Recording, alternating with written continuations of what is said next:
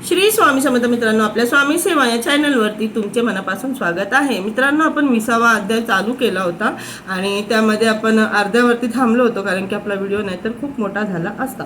तर त्याबद्दल थोडीशी 1-2 लाईन मी तुम्हाला आठवण करून देते की त्या ज्या ब्राह्मणी आहेत, त्यांचे पुत्र जगत नव्हते, त्यामुळे त्यांनी त्यांच्या गावातल्या ब्राह्मणांकडे दाखवलं आणि त्याच्यामध्ये त्यांना माहिती पडलं की पूर्वजन्मी त्यांनी एका ब्राह्मणाकडून कर्ज घेतलेलं होतं आणि ते त्यांनी वापस नव्हतं केलं आणि ते वापस न मिळाल्यामुळे काही दिवसांनी त्या ब्राह्मणाचा मृत्यू झाला आणि त्यांच्यावरती 2 पातक लागले. एक ब्रह्महत्या आणि दुसरे ब्रह्मद्रव्य, म्हणजे ब्राह्मणाकडून घेतलेलं द्रव्य त्यांनी वापस नाही केलं आणि त्यांच्यामुळे ते ब्राह्मण मृत्यू पावले 2.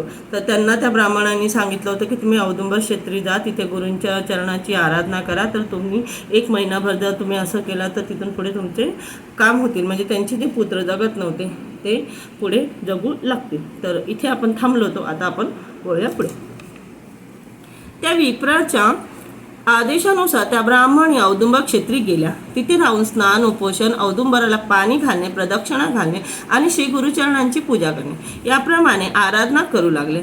3ऱ्या दिवशी रात्री त्या ब्राह्मणी निद्रेत असताना गतजन्मी आत्महत्या केलेले ते ब्राह्मण त्यांच्या स्वप्नात आले व क्रोधाने ओरडू लागले, तुम्ही माझे 100 रुपये द्या, नाहीतर मी तुमचा जीव घेईन. तुमचा वंशच वाढून देणार नाही.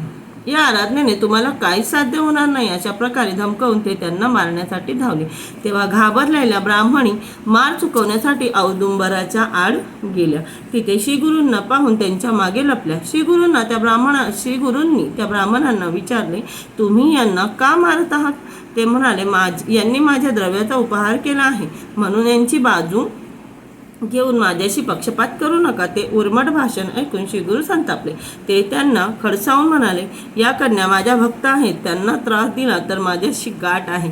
यथाशक्ती जे द्रव्य देतील ते घ्या आणि त्यांना सोडा. माझे ऐकाल तर पिशाच योनीतून सुटका होऊन तुम्हाला सद्गती मिळेल. ऐकले नाही तर माझ्या भक्तांचे रक्षण करण्यासाठी मी समर्थ आहे, हे लक्षात ठेवा. ते ऐकून ते वरमले आणि त्यांनी श्रीगुरूंना वंदन करून त्यांचे म्हणणे मान्य केले.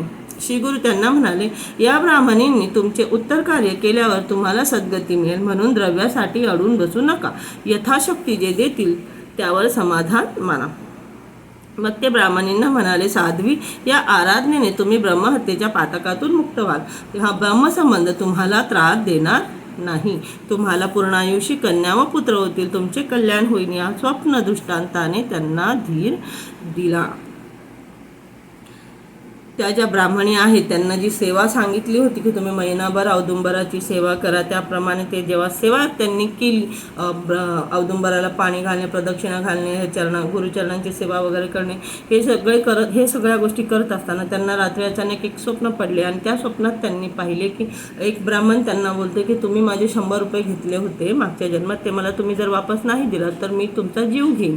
आणि असं बोलून ते त्या घाबरल्या आणि त्या घाबरून, म्हणजे हे सगळं त्यांना स्वप्नात दिसतं. ॲक्च्युली त्यांना स्वप्नात दाखवलं गेलं की असं सगळं आहे.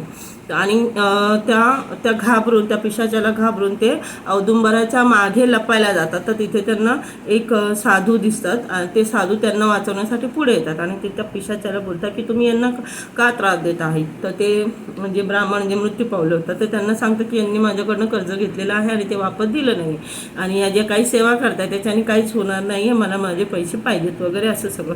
तर श्रीगुरू जे स्वप्नात आले ते त्या पिशाचला बोलतात की हे जे काही ह्या माझ्या भक्त आहेत, जे काही तुमचं द्रव्य आहे, जितके यांची यथाशक्ती आहे ते वापस देण्यासाठी तुम्हाला तयार आहे. ज्यांच्याकडनं ते देत आहे ते घ्या आणि तुम्हाला मुक्ती मिळण्यासाठी हे तुमचे आपण करतो ना कार्य, आपल्याकडे कोणी वारल्यानंतर आपण जे कार्य करतो असं ते तुमचे पुढचे जे संस्कार आहेत ते हे करतील आणि मग तुम्हाला मुक्ती मिळेल, तुम्हाला सद्गती भेटेल. पैशासाठी अडून राहू नका. आणि जर इतक्यावर जर तुम्ही ऐकत नसाल तर त्या माझ्या भक्त आहेत आणि त्यांना वाचवण्यासाठी मी इथे उभा आहे. हे आहेत आपले गुरु, हे आहेत आपले दत्तगुरू, हे आहेत आपले सद्गुरू. म्हणून म्हणतात ना, गरुडाच्या पिलाला सर्पाचं भय कसं. एकदा तुम्ही गुरूंच्या सान्निध्यात आले, एकदा तुम्ही गुरूंची सेवा करायला चालू केली तर तुम्ही त्यांची जिम्मेदारी होऊन जाता आणि ते वेळोवेळी त्यांची जिम्मेदारी निभावतात पण आणि आपल्याला दाखवतात पण की मी आहे. हे आहेत मित्रांनो दत्तगुरू.